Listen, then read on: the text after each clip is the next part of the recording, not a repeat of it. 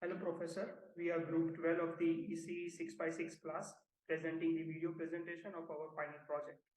In this video, we will walk you through our project's overview, data processing steps, including the entity relationship model, the relational schema, and the implementation of a Python CLI. We will also demonstrate the functionality of our application, showcasing how users can perform CRUD operations on the database and retrieve insights into car accidents in the UK. Lastly, we will discuss our data mining techniques and how we have extracted valuable insights from the dataset. Car accidents are a major issue in the United Kingdom. Every year, these accidents cause significant loss of life and damage to property. But with the increasing availability of data, there is an opportunity to analyze the underlying factors contributing to accidents and uncover insights that can help prevent them. Our project explores the UK car accident dataset from 2005 to 2015, which contains a vast amount of information on these incidents. However, the data is stored in large CSV files, making it difficult to access and analyze. To overcome this challenge, we designed a clean and efficient database to organize and make the data more accessible for analysis. There are 3 CSV files with the data available, namely accident CSV with 31 fields, vehicles CSV with 21 fields, and casualties CSV with 14 fields. This data in the dataset was collected using the accident statistics form.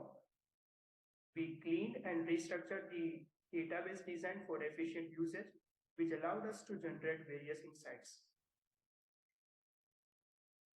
As a part of the implementation, we present an application that is based on a client-server architecture, where the client is a Python CLI that the user interacts with, and the server is a backend MySQL database that stores the data. The user is the primary actor in the system, interacting with the Python CLI to perform CRUD operations on the database and retrieve statistics and other information about road accidents in the UK. Our application's architecture has been built to be both flexible and modular, allowing us to incorporate new features and functionality into the CLI application easily. This design ensures that we can maintain a robust database while expanding the application's capabilities in the future.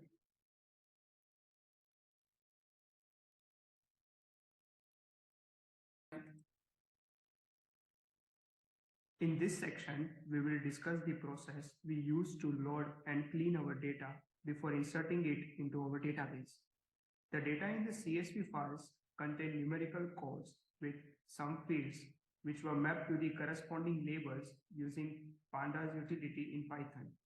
We then loaded this data into the row accident, row vehicle, and row casualty tables. This table contained all the data from the CSV files with relaxed constraint to facilitate the initial data load. We then proceeded to clean the data by removing duplicates and checking for null values. We also replaced certain fields containing -1 or data missing or out of range values with null values. These steps were taken by running the row data cleanup scripts on the row tables. We then created our relational schema based on the entity relationship and class diagrams. Finally, we used views to load the data from the row tables into our final schema, which is detailed in the report. Overall, our approach involved loading the data, cleaning it, and populating the relational schema with the correct constraints.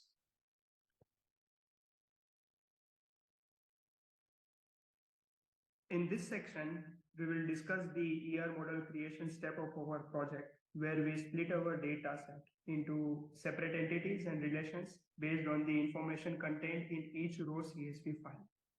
We first split the data seen in accident.csv into 3 entities: accidents, roads, and police authority.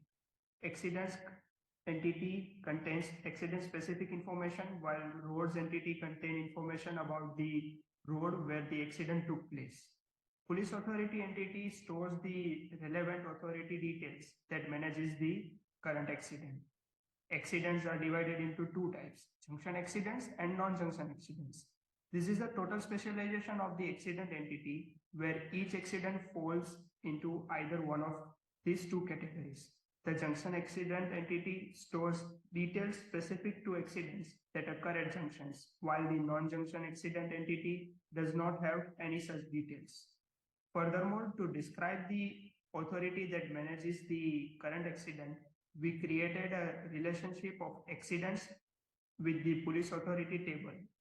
Each accident occurs on a given road that can be managed by multiple authorities. This way, we can link each accident to the relevant authority without repeating their data. Next, we split the data from casualties.csv into two entities, casualty and person profile. Casualty entity contains casualty specific information, while person profile entity stores profiles of persons involved in accidents involving their age, sex, and age group. As in accidents, vehicles too have a specialized junction specific entity to store relevant details if the accident happened at or near a junction. This too is a total disjoint specialization.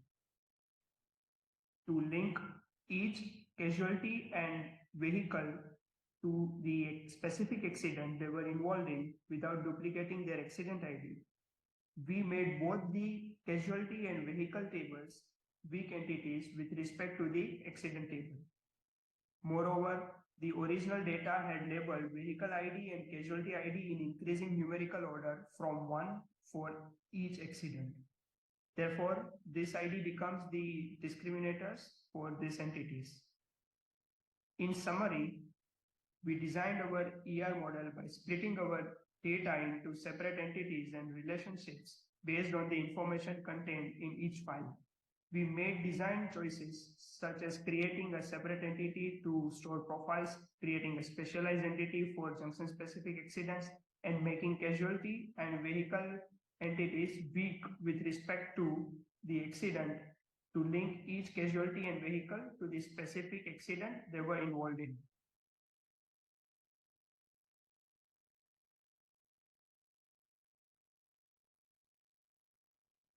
In this section, we will discuss the ERD to relational schema conversion that allowed us to create tables and the key considerations we made during the process. We encountered several scenarios that required us to create additional tables or modify our existing tables to accommodate the data. For example, we created a separate table called road authority to handle the many-to-many relationship between road and police authority. We also created a single table called junction accident to handle two types of accidents, junction and non-junction, and avoided the need for a separate non-junction accident table. Lastly, we used enum for attributes which had fixed options to choose from. The light, road, weather, and special condition attributes on the occurred on relationship between accident and road were unique to a given accident. Hence, we stored them in the accident table itself. For the casualty entity, since each casualty has 1:1 relationship with the person profile, we store the profile ID in the casualty table. Since casualty entity is weak with respect to accident and vehicle, we store the primary key of both these tables.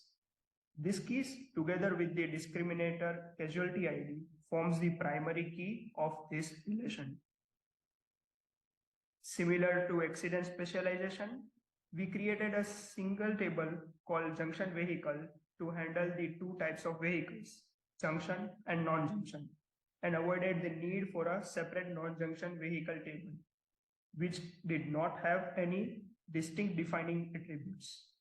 So the final class diagram looks like this. Talking about constraints, we placed constraints on our fields to ensure data integrity and consistency. For example, we made sure that accident ID was a unique alphanumeric string and latitude and longitude were valid coordinates within a specified range. We also specified the date range for date and made sure that speed limit, engine capacity, age of vehicle, age group, and age all were positive integers or valid alphabetical strings that met our standard.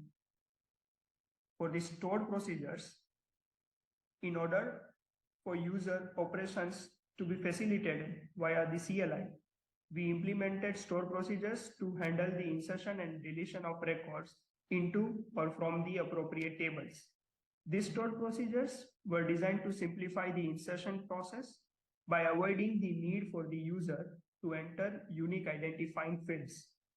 For example, the insert accident data stored procedure handles the insertion of a record into the accident table, fetches the corresponding primary keys for the road and authority details, and populate the table with road ID and authority ID based on the descriptive parameters entered by the user.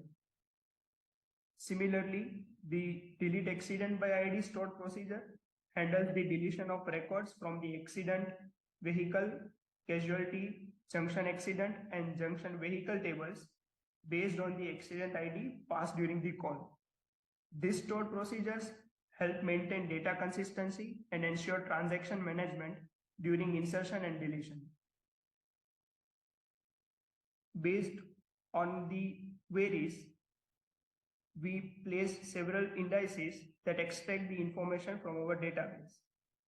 Most of the operations already had the necessary indices in place due to the relevant primary and foreign keys.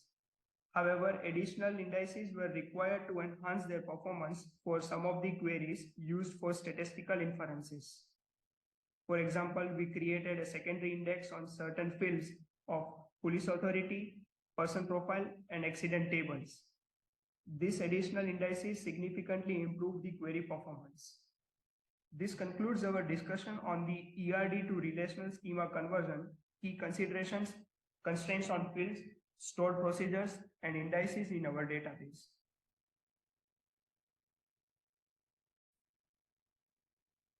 Now, our goal in developing this CLI was to provide users with a range of functionalities that can help manage and analyze accident data effectively. We focused on designing the ideal client requirements, which included the ability to query and input data.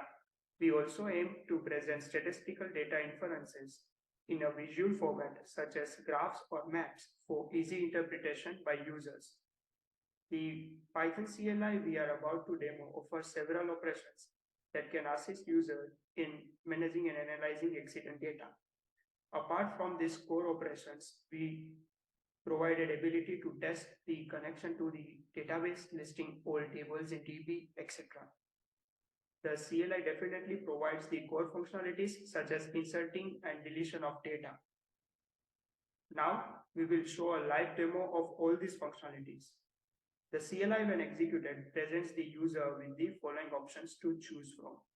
Now, let's test the connection to the UK accident database.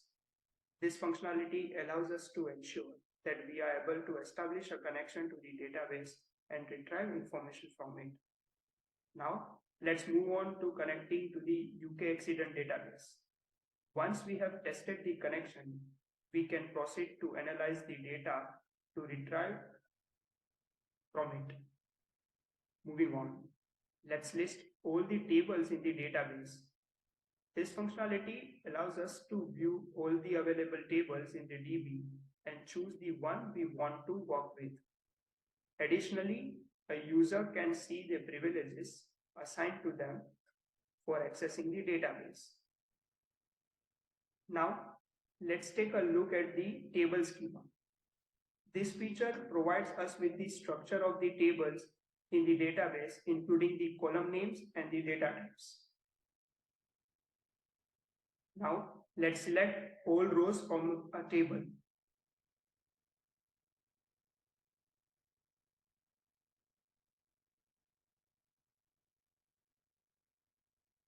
Also, let's select the rows from the table based on a condition.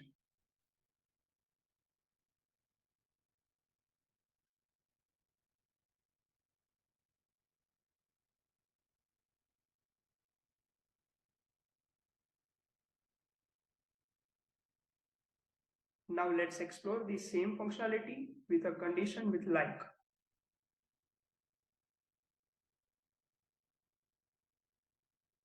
This feature allows us to retrieve rows based on a partial string match.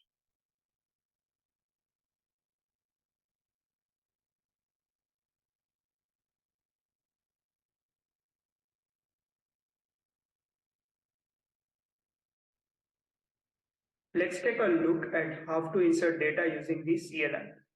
The CLI will prompt you for all of the necessary inputs that the authority would have requested using the accident statistic form. Let's start by entering the values for an accident that occurred today involving 2 vehicles and 1 casualty. So we enter the data. We have 2 vehicles involved in accident and 1 casualty. We enter today's date and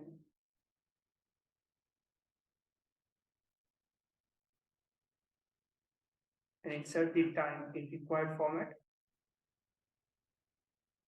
If a field requires enum options, the CLI will prompt you to choose one of the valid options. We have implemented safeguards to ensure that if you input an incorrect choice, you will be prompted to enter a valid one. By entering all of the relevant data using the CLI, we can easily insert it into the database. As you can see, most of the fields required have the enum options, so the user only needs to choose one of the valid options among the given options. We can verify that the records are corrected, populated in all the tables. As you can see, the accident data is inserted along with 2 vehicles involved in it and the casualty which occurred during the accident. Now, to delete data, the user only needs to provide the accident ID. The stored procedures at the backend will take care of deleting all of the relevant data from the tables. It's worth noting that our additional functionality helps to search for accident IDs based on keywords, making it easier to identify the data that needs to be deleted. For manual verification, we see that the data we just inserted no longer exists in all the 3 tables.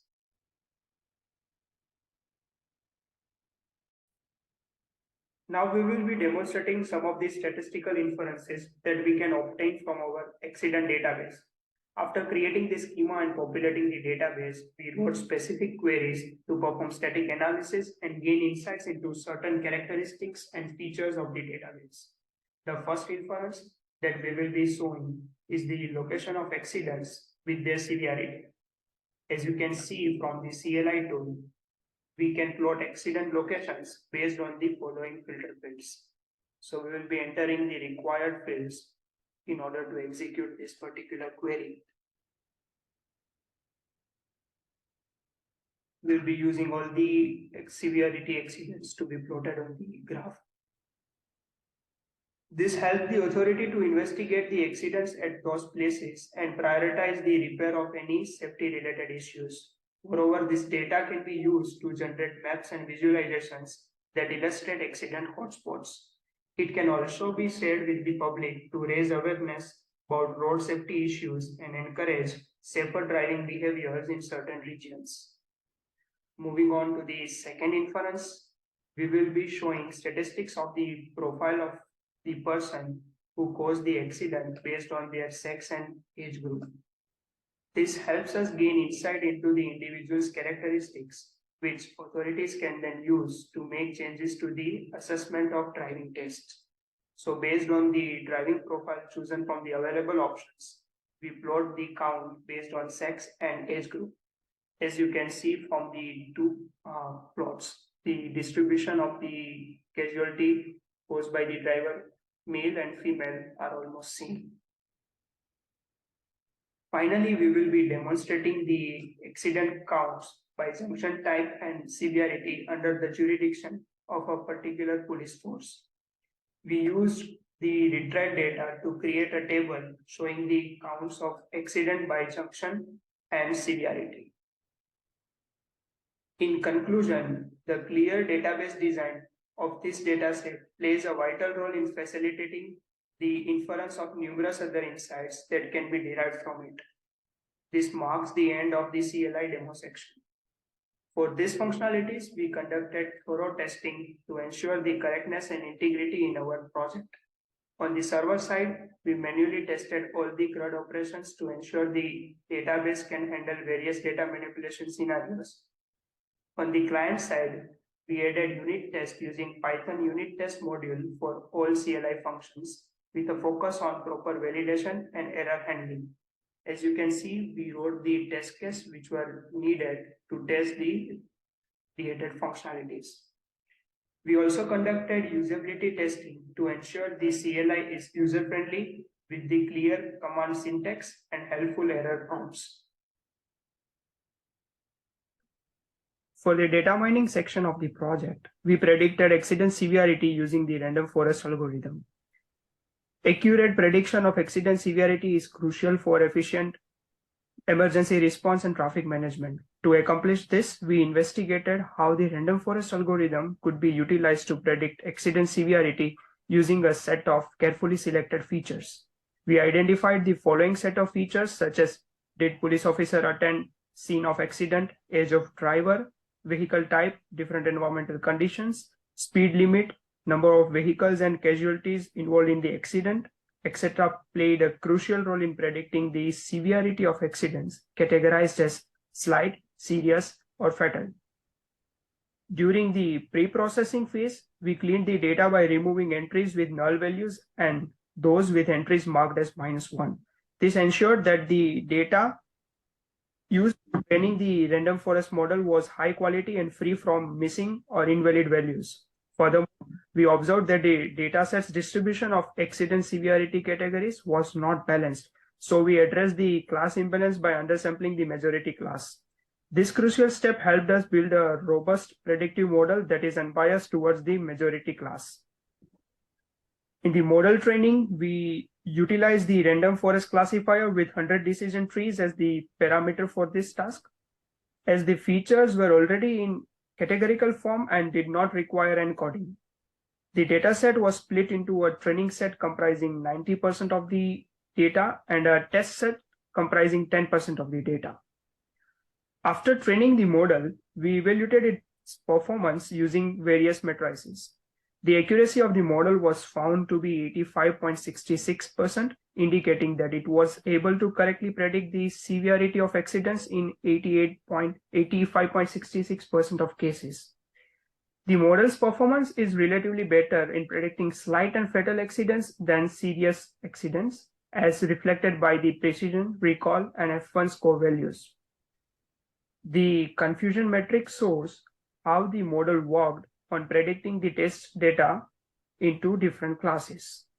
In conclusion, our analysis shows that the random forest algorithm can be used to predict accident severity with a good level of accuracy using carefully selected features and proper data pre-processing techniques. We believe that our findings could be used to improve emergency response and traffic management in the future. This section marks the conclusion of the video recording submission. Thank you, Professor, for helping us be prepared to deliver such a project. Thank you.